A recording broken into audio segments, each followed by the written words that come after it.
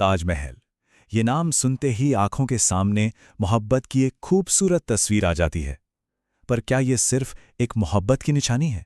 असल में ये इंसानी दिमाग और इंजीनियरिंग का एक ऐसा करिश्मा है जो आज भी हैरान कर देता है। तो चलिए आज पता लगाते हैं कि आखिर ये बना कैसे। हर महान कहानी की तरह इसकी भी एक शुरुआत है, और ये कहानी शुरू हुई शहंशाह शाहजहां के एक बहुत गहरे गम और उससे भी बड़े एक ख्वाब से। जैसा कि ये लाइन कहती है, वो सिर्फ एक मकबरा नहीं बना रहे थे, वो तो अनंत काल की, मतलब हमेशा हमेशा के लिए एक विरासत बनाने की योजना बना रहे थे। तो सम्राट का ये जो असंभव सा सपना था, इसकी नींव कैसे रखी गई? देखिए, किसी भी महान इमारत की तरह इसकी शुरुआत भी एक जमीन के टुकड़े से हुई, और पहली ही चुनौती थी सही जगह चुनना। तो जगह चुनी गई आगरा में यमुना नदी का किनारा, और इसके पीछे 3 बड़ी वजहें थीं। पहली, जाहिर है, कंस्ट्रक्शन के लिए पानी की कोई कमी नहीं थी। दूसरी, यमुना नदी का एक पवित्र और प्रतीकात्मक महत्व भी था। और तीसरी, जो सबसे जरूरी बात है, उस जमाने के इंजीनियरों को लगा कि नदी का किनारा इस विशाल इमारत की नींव को और भी मजबूती देगा। लेकिन यहीं पर एक बहुत बड़ी मुश्किल खड़ी हो गई। सोचकर देखिए, नदी किनारे की नरम अस्थिर मिट्टी पर इतना भारी संगमरमर का एक पूरा का पूरा स्मारक बनाना, ये तो लगभग नामुमकिन सा लगता है। तो सवाल ये है कि उन्होंने ये किया कैसे? और बस यहीं से मुगल इंजीनियरों की जबरदस्त काबिलियत का खेल शुरू होता है। चलिए देखते हैं कि नदी किनारे की समस्या का समाधान कैसे निकाला गया और इस नामुमकिन को मुमकिन कैसे बनाया गया। उन्होंने जो तकनीक इस्तेमाल की उसे कहते हैं वेल फाउंडेशन तकनीक। ये बहुत ही कमाल की चीज थी। देखिए, उन्होंने सीधी सादी नींव नहीं खोदी, बल्कि नदी के तल में गहरे कुएं खोदे। फिर इन कुओं को पत्थर, मलबे और चूने के एक खास तौर पर बने गारे से भर दिया। और सबसे जबरदस्त बात, पानी के नीचे एक बहुत बड़े लकड़ी के फ्रेमवर्क से इन सारे कुओं को आपस में जोड़ दिया गया। मतलब एक ऐसा बेस तैयार हुआ जो चट्टान जैसा मजबूत था।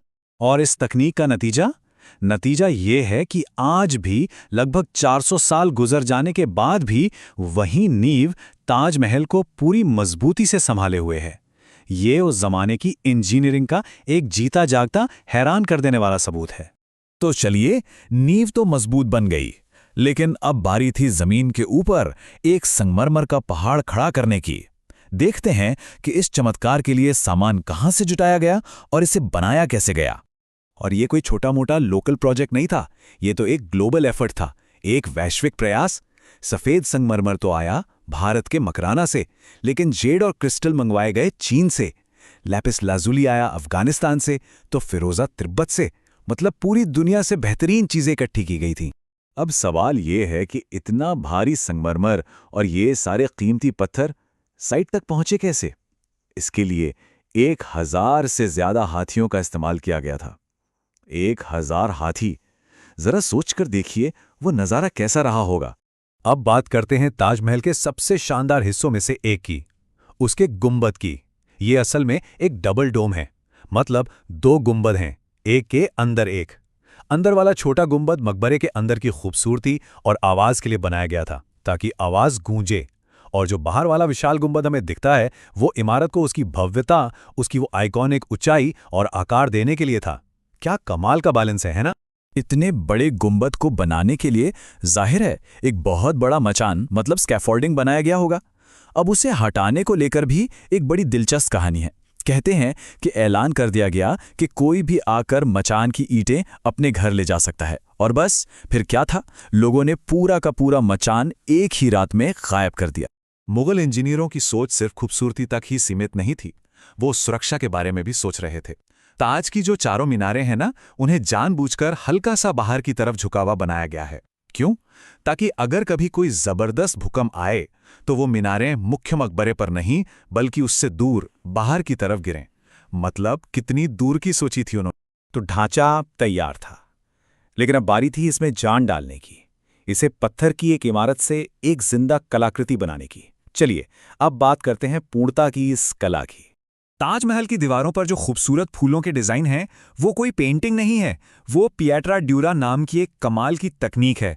इसमें होता यह है कि कीमती रंगीन पत्थरों को तराश कर सफेद संगमरमर में इतनी सफाई से जड़ा जाता है कि कोई जोड़ तक नजर नहीं आता। ये सब सिर्फ पत्थर पर पत्थर की कारीगरी है। और कारीगरी का एक और नमूना देखिए, दीवारों पर जो कुरान की आयतें लिखी हुई है ना, उनमें एक ऑप्टिकल इल्यूजन है। जैसे जैसे वो लिखावट ऊपर की तरफ जाती है, अक्षरों का साइज भी बड़ा होता जाता है। ऐसा इसलिए किया गया ताकि जब कोई जमीन से ऊपर देखे तो सारे अक्षर एक ही साइज के नजर आएं। कमाल है। तो भाई इस सब में वक्त कितना लगा, एक नज़र इस टाइमलाइन पर डालते हैं। काम शुरू हुआ था लगभग 1631 में। मुख्य मकबरा 1643 तक बन गया था और पूरा का पूरा कॉम्प्लेक्स तैयार होते होते साल आ गया 1653। यानी कुल मिलाकर पूरे 22 साल। इस एक सपने को हकीकत में बदलने में 22 साल लग गए। ये सब्र और लगन की एक अद्भुत मिसाल है। और ये काम किया किसने? ये सब मुमकिन हुआ 20,000 कारीगरों और मजदूरों की एक बहुत बड़ी टीम की वजह से, जिन्होंने दिन रात एक करके इस ख्वाब को हकीकत में बदला। तो आखिर में इस पूरी कहानी का सार क्या है? शायद इस एक लाइन में सब कुछ है। हर पत्थर को मापा गया, हर रेखा की गणना की गई और हर छोटी से छोटी डिटेल को परफेक्ट बनाया गया। ये सटीक विज्ञान और बेजोड़ कला का एक संगम था।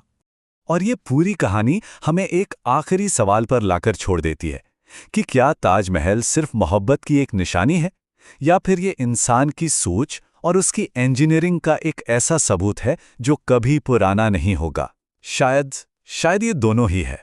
मोहब्बत से प्रेरणा लेकर इंसान की प्रतिभा से बनाया गया एक शाकार।